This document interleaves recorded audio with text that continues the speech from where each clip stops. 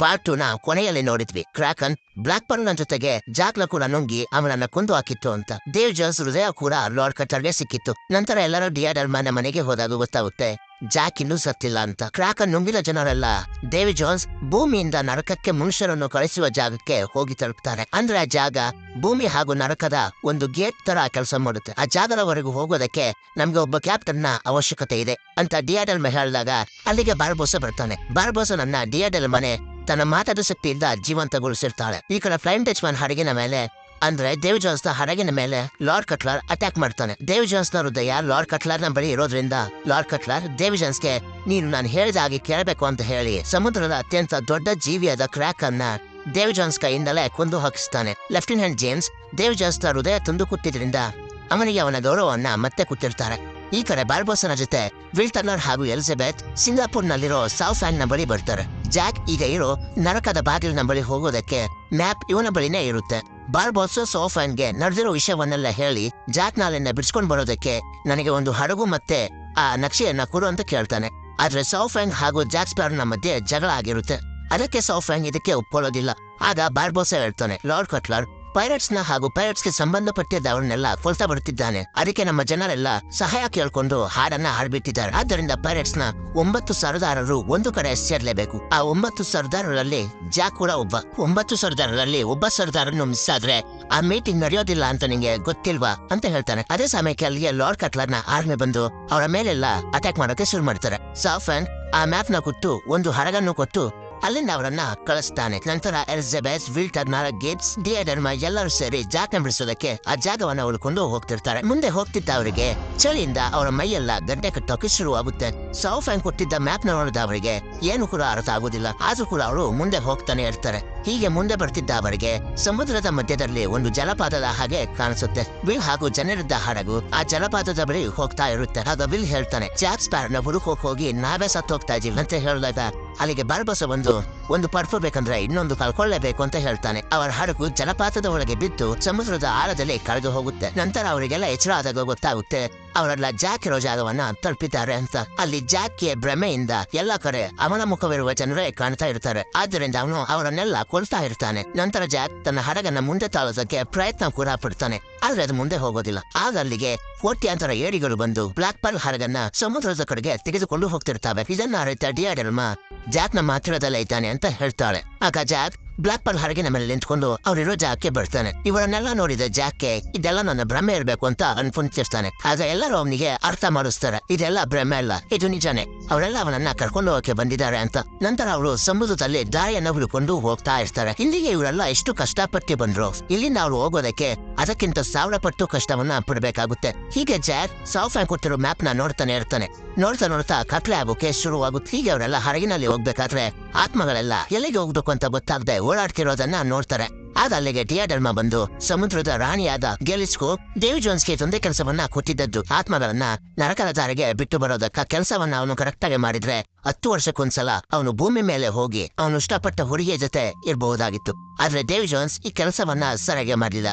ಆದ್ರಿಂದ ಗೆಲಿಸ್ಕೋ Dave John's ನ ಒಂದು ಪ್ರಾಣಿಯ ಹಾಗೆ ಕಾಣುವಂತೆ ಮಾಡಿಬಿಡ್ತಾಳೆ ಅಂತ ಡಿಯಾಡಲ್ಮ ಅವರಿಗೆಲ್ಲ ಹೇಳ್ತಾಳೆ. ಹೀಗೆ ಅವರು ಸಮುದ್ರದಲ್ಲಿ ಒಂದು ರಾತ್ರಿಯನ್ನ ಕಳೀತಾರೆ. ಹಡಗು ನಿರಂತರವಾಗಿ ಹೋಗ್ತಾನೆ ಇರುತ್ತೆ. ಬೆಳಕಾದಾಗ ಗೊತ್ತಾಗುತ್ತೆ ಜಾಕ್ ರಾತ್ರಿ ಎಲ್ಲ ನಿದ್ದೆ ಮಾಡದೆ ಆ ಮ್ಯಾಪ್ ಅನ್ನೇ ಗಮನಿಸ್ತಾ ಇರ್ತಾನೆ ಅಂತ.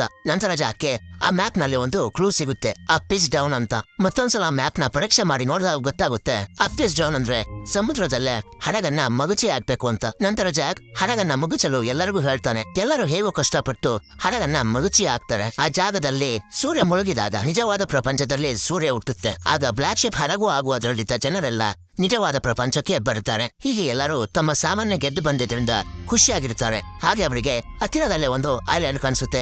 ಆ ಐಲ್ಯಾಂಡ್ ಗೆ ಹೋದಾಗ ಆ ಐಲ್ಯಾಂಡ್ ತರದಲ್ಲೇ ಸಮುದ್ರದ ಅತ್ಯಂತ ದೊಡ್ಡ ಜೀವಿಯಾದ ಕ್ರಾಕನ್ ಸತ್ತು ಬಿದ್ದಿರುತ್ತೆ. ನಂತರ ಆ ಐಲ್ಯಾಂಡ್ ಕಡೆಗೆ ಸೌಫ್ಯಾಂಗ್ ನ ಹಡಗು ಬರ್ತಿರುತ್ತೆ. ಸೌಫ್ಯಾಂಗ್ ನ ಜನರೆಲ್ಲ ಬಂದು ಬಾರ್ಬೋಸ ಹಾಗೂ ಜಾಕ್ ಸ್ಪ್ಯಾರೋನ ಗನ್ ಪಾಯಿಂಟ್ ಗೆ ತಗೋತಾರೆ. ನಂತರ ಸೌಫ್ಯಾಂಗ್ ಜಾಕ್ ನ ಹಿಡ್ಕೊಂಡು ನಿನ್ನ ಹಳೆ ಫ್ರೆಂಡು ನಿನ್ನ ನೋಡ್ಬೇಕಂತೆ ಅಂತ ಕರ್ಕೊಂಡು ಹೋಗಿ ಒಂದು ರೂಮ್ ಗೆ ತಳ್ತಾನೆ. ನಂತರ ಬಾರ್ಬೋಸ ಸೌಫ್ಯಾಂಗ್ ನ ಯಾಕಿಂಗೆ ಮೋಸ ಮಾಡಿದೆ ಅಂತ ಕೇಳಿದಾಗ ಆಗ ಸೌಫ್ಯಾಂಗ್ ಹೇಳ್ತಾನೆ, ಲಾರ್ಡ್ ಕಟ್ಲರ್ ನ ಬಳಿ ಫ್ಲೈಯಿಂಗ್ ಡಚ್ಮನ್ ಹಡಗಿದೆ ಹಾಗೂ ಈಗ ಬ್ಲಾಕ್ ಪರ್ಲ್ ಹಡಗು ಕೂಡ ಅಂತವನ ಇದ್ರು ನಾನು ಗೆಲ್ಲೋದಕ್ಕಾಗುದಿಲ್ಲ. ಅದಕ್ಕೆ ನಾನು ಅವನ ಜೊತೆನೆ ಕೈ ಜೋಡಿಸ್ತೆ ಅಂತ ಹೇಳ್ತಾನೆ. ಆಗ ಬಾರ್ಬೋಸ ಹೇಳ್ತಾನೆ, ಹೌದು, ನಮ್ ಕೈಲಿ ಅವರನ್ನ ಗೆಲ್ಲೋದಕ್ಕಾಗುದಿಲ್ಲ. ಆದ್ರೆ ನಮ್ಮ ಬಳಿ ಸಮುದ್ರವನ್ನೇ ಕಂಟ್ರೋಲ್ ಮಾಡುವಂತಹ ದೇವತೆ ಕೆಲಿಪ್ಸೋ ಇದ್ದಾಳೆ. ನಾವೇನಾದ್ರೂ ಕೆಲಿಪ್ಸೋನ ಮನುಷ್ಯ ದೇಹದಿಂದ ಬಿಡುಗಡೆ ಮಾಡಿದ್ರೆ ಆಗ ಕೆಲಿಪ್ಸೋ ನಮಗೆ ವರದ ರೂಪದಲ್ಲಿ ಇಡೀ ಸಮುದ್ರವನ್ನೇ ಆಳುವಂತಹ ಶಕ್ತಿ ಕೊಡ್ತಾಳೆ. ಈ ಕಡೆ ಲಾರ್ಡ್ ಕಟ್ಲರ್ ಹಾಗೂ ಜಾಕ್ ಸ್ಪ್ಯಾರೋ ಮಾತಾಡ್ತಿರೋದನ್ನ ತೋರಿಸ್ತಾರೆ. ಲಾರ್ಡ್ ಕಟ್ಲರ್ ಕೇಳ್ತಾನೆ, 9 ಸರದಾರರು ಸೇರಿ ಯಾವ್ದರ ಬಗ್ಗೆ ಮೀಟಿಂಗ್ ಮಾಡ್ತಿದ್ದಾರೆ ಅಂತ ನೀನ್ ನನ್ಗೆ ಹೇಳಿದ್ರೆ ನಾನ್ ನಿನ್ನನ್ನ ಬಿಟ್ಬಿಡ್ತೀನಿ. ಅದೇ ಸಮಯಕ್ಕೆ ಲಾರ್ಡ್ ಕಟ್ಲರ್ ಹಡಗಿನ ಮೇಲೆ ಬ್ಲಾಕ್ ಪರ್ಲ್ ಹಡಗು ಹಾಗೂ ಸೌಫ್ಯಾನ್ ಹಡಗು ದಾಳಿ ಮಾಡುತ್ತೆ. ಯಾಕಂದ್ರೆ ಬಾರ್ಬೋಸನ ಮಾತನ್ನು ಕೇಳಿದ ಸೌಫ್ಯಾನ್ ಈಗ ಬಾರ್ಬೋಸನ ಜೊತೆ ಕೈ ಜೋಡಿಸಿರ್ತಾನೆ. ನಂತರ ಸೌಫ್ಯಾನ್ ಹೋಗ್ಬೇಕಾದ್ರೆ ಎಲಿಜಬೆತ್ ನ ಕೂಡ ತನ್ನ ಜೊತೆಯಲ್ಲೇ ಕರ್ಕೊಂಡು ಹೋಗಿರ್ತಾನೆ. ಯಾಕಂದ್ರೆ ಮನುಷ್ಯ ದೇಹದಲ್ಲಿರುವ ಸಮುದ್ರ ದೇವತೆ ಕೆಲಿಪ್ಸೋ ಎಲಿಜಬೆತ್ ಅಂತ ಅನ್ಕೊಂಡಿರ್ತಾನೆ. ನಂತರ ಸೀನ್ನಲ್ಲಿ ಸೌಫ್ಯಾನ್ ಹಾಗೂ ಎಲಿಜಬೆತ್ ಮಾತಾಡ್ತಿರೋದನ್ನ ತೋರಿಸ್ತಾನೆ. ಸೌಫ್ಯಾನ್ ಹೇಳ್ತಾನೆ, ಕೆಲಿಪ್ಸೋ, 100 ವರ್ಷಗಳ ಹಿಂದೆ ಸಮುದ್ರಗಳ 9 ಸರ್ದಾರರು ಸೇರಿ ನಿನ್ನನ್ನ ಒಂದು ಹೆಣ್ಣಿನ ದೇಹದ ಒಳಗೆ ಬಂದಿ ಮಾಡಿದ್ರು. ಯಾಕಂದ್ರೆ ಸಮುದ್ರದಲ್ಲಿ ಬರೀ ಗಂಡಸರ ಅಧಿಕಾರವೇ ನಡಿಬೇಕಂತ. ಇದು ನನಗೆ ಒಪ್ಪಿಗೆ ಇರಲಿಲ್ಲ. ಆದ್ದರಿಂದ ರಾಣಿ ಕೆಲಿಪ್ಸೋ, ನಾಳೆ ನಿನ್ನನ್ನ ಈ ಮನುಷ್ಯ ದೇಹದಿಂದ ಬಿಡುಗಡೆ ಮಾಡ್ತಿದ್ದೀವಿ. ಎಲಿಜಬೆತ್ ಹಾಗೂ ಸೌಫ್ಯಾನ್ ಮಾತಾಡ್ತಿರ್ಬೇಕಾದ್ರೆ ಡೇವಿ ಜೋನ್ಸ್ನ ಜನರು ಇವರ ಮೇಲೆ ಅಟ್ಯಾಕ್ ಮಾಡ್ತಾರೆ. ಇದರಿಂದ ಸೌಫ್ಯಾನ್ ತೀವ್ರವಾಗಿ ಗಾಯಗೊಳ್ತಾನೆ. ಒಂದು ದೊಡ್ಡ ಮರದ ತುಂಡು ಸೌಫ್ಯಾನ್ ನ ಹೊಟ್ಟೆಯನ್ನು ಸೀಳಿ ಹೋಗಿರುತ್ತೆ. ಸೌಫ್ಯಾನ್ ತನ್ನ ಕೊನೆ ಉಸಿರನ್ನು ಹೇಳಿತಿರ್ತಾನೆ. ಸೌಫ್ಯಾನ್ ಎಲಿಜಬೆತ್ ನ ತನ್ನ ಬಳಿ ಕರೆದು ಸರ್ದಾರರ ಬಳಿ ಇರಬೇಕಾಗಿರೋ ನಾಣ್ಯವನ್ನು ಕೊಟ್ಟು ಎಲಿಜಬೆತ್ ನ ಸಮುದ್ರಗಳ್ಳರ ಸರದಾರರ ಪಟ್ಟಿಗೆ ಸೇರಿಸ್ತಾನೆ. ನಂತರ ಎಲಿಜಬೆತ್ ಹೊರಗಡೆ ಓಡಿ ಹೋಗ್ಬೇಕಾದ್ರೆ ಈಸ್ಟ್ ಇಂಡಿಯಾ ಕಂಪನಿಯ ಆರ್ಮಿಯವರು ಅವಳನ್ನ ಬಂಧಿಸ್ತಾರೆ. ಅವಳನ್ನ ಬಂದಿ ಮಾಡಿದ್ದ ಜಾಗದಲ್ಲೇ ಬೂಟ್ ಸ್ಟ್ರಾಪ್ ಟರ್ನರ್ ಕೂಡ ಇರ್ತಾನೆ. ಬೂಟ್ ಸ್ಟ್ರಾಪ್ ಟರ್ನರ್ ನ ನೋಡಿದ ಎಲಿಜಬೆತ್ ವಿಲ್ಲಿಗೆ ಬಂದೇ ಬರ್ತಾನೆ.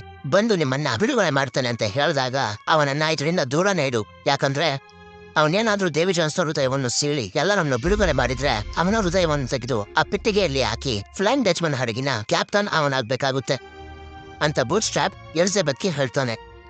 ಸ್ವಲ್ಪ ಹೊತ್ತಿನಲ್ಲೇ ಎಲಿಜಬೆತ್ ಹಾಗೂ ಸೌಫ್ಯಾನ್ ನ ಜನರೆಲ್ಲ ಆ ಹಡಗಿನಿಂದ ತಪ್ಪಿಸಿಕೊಳ್ತಾರೆ. ಈ ಕಡೆ ವಿಲ್ ಟರ್ನರ್ ಒಂದು ವಸ್ತುವಿಗೆ ಡೆಡ್ ಬಾಡಿಗಳನ್ನ ಕಟ್ಟಿ ಅದನ್ನ ಸಮುದ್ರಕ್ಕೆ ಎಸಿತಿರ್ತಾನೆ.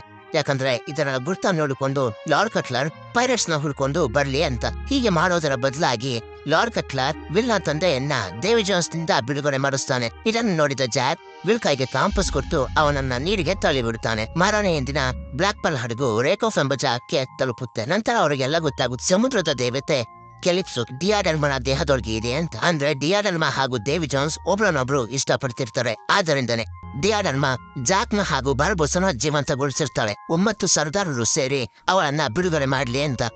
ಅವರಿಗೆಲ್ಲ ಗೊತ್ತಿತ್ತು ಕೆಲಿಪ್ಸೋ ಎಷ್ಟು ಡೇಂಜರಸ್ ಅಂತ.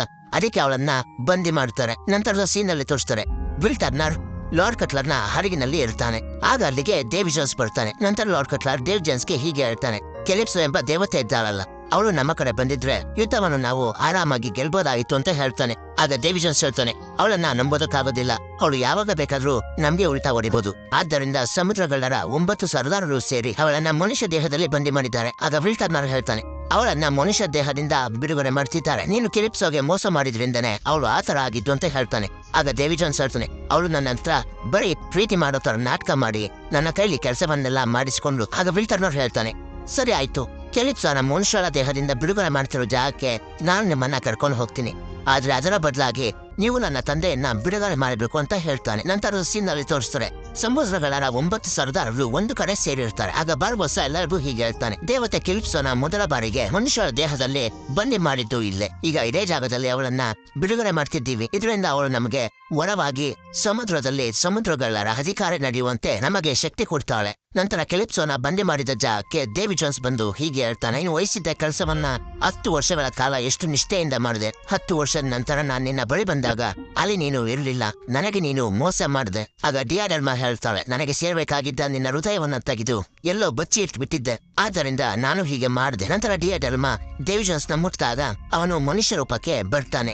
ನಂತರ ಅವಳು ಹೀಗೆ ಹೇಳ್ತಾಳೆ, ಈ ಮನುಷ್ಯರ ದೇಹದಿಂದ ನನ್ನನ್ನ ಬಿಡುಗಡೆ ಮಾಡು. ನಾನು ಬಿಡುಗಡೆಯಾದ ನಂತರ ನಾವಿಬ್ರು ಒಟ್ಟಾಗೆ ಎಂದೆಂದಿಗೂ ಇರೋಣ ಅಂತ ಡಿಯಾಡೆಲ್ಮ ಹೇಳ್ತಾಳೆ. ನಂತರ ಸೀನ್ನಲ್ಲಿ ಸಮುದ್ರಗಳೆಲ್ಲ ಸೇರಿ ಲಾರ್ಡ್ ಕಟ್ಲರ್ ಜೊತೆ ಯುದ್ಧ ಮಾಡಲು ಸಿದ್ಧವಾಗಿರ್ತಾರೆ. ಆದ್ರೆ ಅವರ ಸೈನ್ಯವನ್ನು ನೋಡಿದ ಅವರಿಗೆ ತುಂಬಾ ಗಾಬರಿಯಾಗಿ ಹೋಗುತ್ತೆ. ಯಾಕಂದ್ರೆ ಅಷ್ಟು ದೊಡ್ಡ ಸೈನ್ಯವನ್ನ ಅವರಿಂದ ಸೋಲಿಸೋದು ತುಂಬಾ ಕಷ್ಟ ಆಗಿರುತ್ತೆ. ನಂತರ ಬಾರ್ಬೋಸ ಹಾಗೂ ಲಾರ್ಡ್ ಕಟ್ಲರ್ನ ಮಧ್ಯೆ ಒಂದು ಒಪ್ಪಂದ ನಡೆಯುತ್ತೆ. ವಿಲ್ ಟರ್ನರ್ನ ಬಾರ್ಬೋಸನ ಜೊತೆ ಕಳಿಸೋದಕ್ಕೆ, ಜಾಕ್ ಸ್ಪ್ಯಾರೋನ ಲಾರ್ಡ್ ಕಟ್ಲರ್ ಜೊತೆ ಕಳಿಸೋದಕ್ಕೆ. ಸಮುದ್ರದ 9 ಸರ್ದಾರರು ಸೇರಿ ತಮ್ಮ ಬಳಿ ಇದ್ದ ಸರ್ದಾರರ 9 ನಾಣ್ಯಗಳನ್ನು ಹಾಕಿ ಅದನ್ನ ಸುಟ್ಟು ಕೆಲಿಪ್ಸೋನ ಬಿಡುಗಡೆ ಮಾಡ್ತಿರ್ತಾರೆ. ಆಗ ವಿಲ್ ಟರ್ನರ್ ಅಲ್ಲಿಗೆ ಬಂದು ಹೀಗೆ ಹೇಳ್ತಾನೆ, ನನ್ನ ಮನುಷ್ಯರ ದೇಹದಲ್ಲಿ ಬಂದಿ ಮಾಡಲು ಸಹಾಯ ಮಾಡಿದ್ದು ಯಾರು ಗೊತ್ತಾ? ಅದು ಡೇವಿ ಜೋನ್ಸ್ ಅಂತ ಹೇಳ್ತಾನೆ. ನಂತರ ಡಿಯಾಡಲ್ಮ ದೇಹದಿಂದ ಕೆಲಿಪ್ಸೋ ಬಿಡುಗಡೆ ಆಗಿ ಒಂದು ದೊಡ್ಡ ದೇಹವಾಗಿ ಕನ್ವರ್ಟ್ ಆಗುತ್ತೆ. ಆಗ ಬಾರ್ಬೋಸ ಕೆಲಿಪ್ಸೋಗೆ ಹೇಳ್ತಾನೆ, ಈಸ್ಟ್ ಇಂಡಿಯಾ ಕಂಪನಿ ಹಾಗೂ ನಮ್ಮ ನಡುವಿನ ಯುದ್ಧದಲ್ಲಿ ನಮಗೆ ಜೀವವಾಗುವಂತೆ ಮಾಡುವಂತಾನೆ. ಆಗ ಕೆಲಿಪ್ಸೋ ಸಾವಿರಾರು ಏಡಿಗಳ ಹಾಗೆ ಬದಲಾಗಿ ಸಮುದ್ರದ ಒಳಗೆ ಬಿದ್ದು ಹೋಗ್ತಾನೆ. ನೋಡ್ತಾನೆ ಸಮುದ್ರದ ವಾತಾವರಣನೇ ಚೇಂಜ್ ಆಗೋಕೆ ಶುರುವಾಗುತ್ತೆ. ಸಮುದ್ರವೇ ಅಲ್ಲೋಲ ಕಲ್ಲೋಲವಾಗಿ ಶುರುವಾಗುತ್ತೆ. ಇದನ್ನೆಲ್ಲ ನೋಡಿದ ಡೇವಿ ಜೋನ್ಸ್ಗೆ ಅರ್ಥ ಆಗುತ್ತೆ, ಕೆಲಿಪ್ಸೋ ದೇಹದಿಂದ ಬಿಡುಗಡೆ ಆಗಿದ್ದಾಳೆ ಅಂತ. ಈ ಕಡೆ ಫ್ಲೈಯಿಂಗ್ ಡಚ್ಮನ್ ಹಡಗು ಹಾಗೂ ಬ್ಲಾಕ್ ಪರ್ಲ್ ಹಡಗಿನ ನಡುವೆ ಇಂತಹ ಸಂದರ್ಭದಲ್ಲೂ ಯುದ್ಧ ನಡೀತಾನೆ ಇರುತ್ತೆ. ಫ್ಲೈಯಿಂಗ್ ಡಚ್ಮನ್ ಹಡಗಿನಲ್ಲಿ ಜಾಕ್ ಸ್ಪ್ಯಾರೋ ಡೇವಿ ಜೋನ್ಸ್ ಹೃದಯವನ್ನು ಕತ್ಕೊಂಡು ಹೋಗ್ತಿರ್ತಾನೆ. ನಂತರ ಡೇವಿ ಜೋನ್ಸ್ ಹಾಗೂ ಜಾಕ್ ಸ್ಪ್ಯಾರೋನ ನಡುವೆ ಒಂದು ದೊಡ್ಡ ಯುದ್ಧವಾಗುತ್ತೆ. ಯುದ್ಧದ ನಡುವೆ ಜಾಕ್ ಸ್ಪ್ಯಾರೋನಿಂದ ಆ ಹೃದಯ ಇರುವ ಪೆಟ್ಟಿಗೆ ಕೆಳಗೆ ಬಿದ್ದೋಗುತ್ತೆ. ಅದನ್ನ ವಿಲ್ ಟರ್ನರ್ ಎತ್ಕೊಂಡಾಗ ಡೇವಿ ಜೋನ್ಸ್ ತನ್ನ ಕತ್ತಿಯಿಂದ ವಿಲ್ ಟರ್ನರ್ಗೆ ಚುಚ್ಚಿ ಅವನನ್ನ ಸಾಯಿಸೋಕೆ ನೋಡ್ತಾನೆ. ನಂತರ ಜಾಕ್ ಡೇವಿ ಜೋನ್ಸ್ ನ ಹೃದಯನ ತನ್ನ ಕೈಲಿ ಹಿಡ್ಕೊಂಡಿರ್ತಾನೆ. Bootstrap Turner Davy Jones ನ ಮೇಲೆ ಕೋಪದಿಂದ ಅಟ್ಯಾಕ್ ಮಾಡ್ತಾನೆ. ಜಾಕ್ ಸ್ಪ್ಯಾರೋ ವಿಲ್ ಟರ್ನರ್ ಕೈಯಿಂದ ಡೇವಿ ಜೋನ್ಸ್ ನ ಹೃದಯವನ್ನು ಸಿಡಿ ಹಾಕಿಸ್ತಾನೆ. ಇದರಿಂದ ಡೇವಿ ಜೋನ್ಸ್ ಸತ್ತು ಸಮುದ್ರದ ಒಳಗೆ ಅಂದ್ರೆ ಕೆಲಿಪ್ಸೋನ ಬಳಿ ಹೊರಟು ಹೋಗ್ತಾನೆ. ನೋಡ್ತಾನೆ ಫ್ಲೈಯಿಂಗ್ ಡಚ್ಮನ್ ಹಡಗು ನೀರಿನಲ್ಲಿ ಮುಳುಗೋಕೆ ಶುರುವಾಗುತ್ತೆ. ಆಗ ಫ್ಲೈಯಿಂಗ್ ಡಚ್ಮನ್ ಹಡಗಿನಲ್ಲಿದ್ದ ಜನರೆಲ್ಲ ಸೇರಿ ವಿಲ್ ಟರ್ನರ್ ನ ಹೃದಯವನ್ನು ತೆಗೆದು ಆ ಪೆಟ್ಟಿಗೆಯಲ್ಲಿ ಹಾಕ್ತಾರೆ. ನಂತರ ಜಾಕ್ ಸ್ಪ್ಯಾರೋ ಎಲಿಜಬೆತ್ ನ ಕರ್ಕೊಂಡು ಅಲ್ಲಿಂದ ಹೊರಟು ಹೋಗ್ತಾನೆ. ಫ್ಲೈಯಿಂಗ್ ಡಚ್ಮನ್ ಹಡಗು ಸಂಪೂರ್ಣವಾಗಿ ನೀರಿನಲ್ಲಿ ಮುಳುಗಿ ಹೋಗುತ್ತೆ. ನಂತರ ಜಾಕ್ ಹಾಗೂ ಎಲಿಜಬೆತ್ ಬ್ಲಾಕ್ ಪರ್ಲ್ ಹಡಗಿಗೆ ತಲುಪ್ತಾರೆ. ಈಸ್ಟ್ ಇಂಡಿಯಾ ಕಂಪನಿಯ ಎಲ್ಲ ಹಡಗುಗಳು ಒಂದೇ ಸರಿ ಅಟ್ಯಾಕ್ ಮಾಡೋಕೆ ಬರ್ತಿರುತ್ತೆ. ನಂತರ ಸಮುದ್ರದ ಒಳಗಿಂದ ಫ್ಲೈಯಿಂಗ್ ಡಚ್ಮನ್ ಹಡಗು ಬರುತ್ತೆ. ಅದರಲ್ಲಿ ನೋಡಿದ್ರೆ ಆ ಹಡಗಿನ ಕ್ಯಾಪ್ಟನ್ ವಿಲ್ ಟರ್ನರ್ ಆಗಿರ್ತಾನೆ. ಮತ್ತೆ ಆ ಹಡಗಿನಲ್ಲಿದ್ದ ಜನರ ಶಾಪವೆಲ್ಲ ವಿಮುಕ್ತಿ ಆಗೋಗಿರುತ್ತೆ. ಫ್ಲೈಯಿಂಗ್ ಡಚ್ಮನ್ ಹಾಗೂ ಬ್ಲಾಕ್ ಪರ್ಲ್ ಹಡಗು ಸೇರಿ ಲಾರ್ಡ್ ಕಟ್ಲರ್ ಹಡಗನ್ನ ಧ್ವಂಸ ಮಾಡಿ ಹಾಕ್ತಾವೆ. ಈ ಘಟನೆಯಲ್ಲಿ ಲಾರ್ಡ್ ಕಟ್ಲರ್ ಸತ್ತು ಹೋಗ್ತಾನೆ. ಫ್ಲೈಯಿಂಗ್ ಡಚ್ಮನ್ ಹಡಗು ಹಾಗೂ ಬ್ಲಾಕ್ ಪರ್ಲ್ ಹಡಗನ್ನ ಒಂದೇ ಸಾರಿ ಸೋಲ್ಸೋದಕ್ಕೆ ಅಸಾಧ್ಯವೆಂದು ಗೊತ್ತಿದ್ದ ಈಸ್ಟ್ ಇಂಡಿಯಾ ಕಂಪನಿಯ ಹಡಗುಗಳೆಲ್ಲ ಮತ್ತೆ ಹೊರಟು ಹೋಗ್ತಾವೆ. ಇದರಿಂದ ಪೈರೇಟ್ಸ್ಗಳೆಲ್ಲ ತುಂಬಾ ಸಂತೋಷದಿಂದ ಸಂಭ್ರಮವನ್ನ ಪಡ್ತಾರೆ. ಇಲ್ಲಿಗೆ ಪಾರ್ಟ್ 3 ಕೂಡ ಮುಗಿದುತ್ತೆ. ಸರಿ, ಸಿಗೋಣ ಮುಂದಿನ ಪಾರ್ಟ್ 4 ನಲ್ಲಿ.